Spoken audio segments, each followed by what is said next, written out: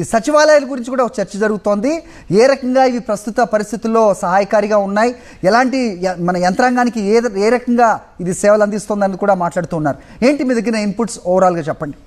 హరి, మోంతా తుఫాను రాష్ట్ర వ్యాప్తంగా కూడా తీవ్రమైనటువంటి ప్రభావం చూపబోతుంది.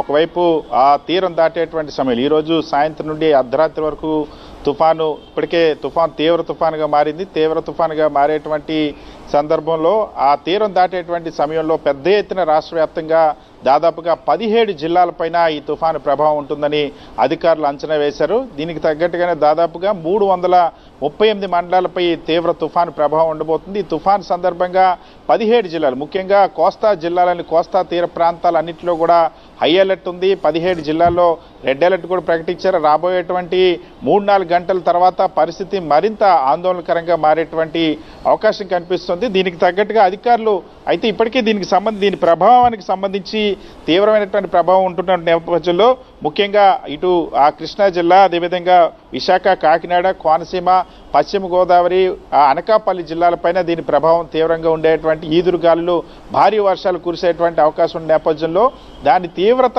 చాలా తీవ్రంగా ఉండబోతుంది. ఎందుకంటే ఈదురుగాలులు పెద్ద ఎత్తున వేస్తున్నటువంటి పరిస్థితి, ఇప్పటికే సముద్ర తీర ప్రాంతాల్లో సముద్రం అల్లకల్లోలంగా అలజడి నెలకొన్నటువంటి పరిస్థితి కనుక దీనిలో సహాయ చర్యల కోసం ఇప్పటికీ అధికారులు 11 ఎన్డీఆర్ఎఫ్ బృందాలను, 12 ఎస్డీఆర్ఎఫ్ బృందాలను నియమించారు.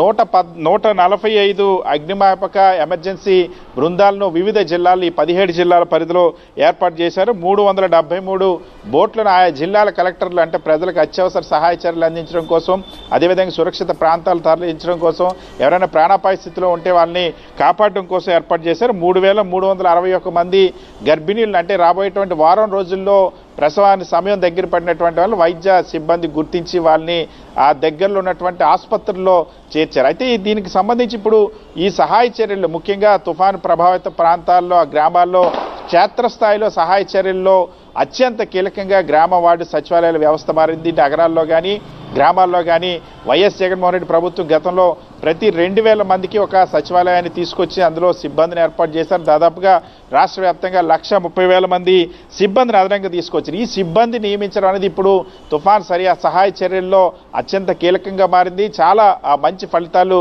ఈ సచివాలయాల ద్వారా వస్తున్నాయి.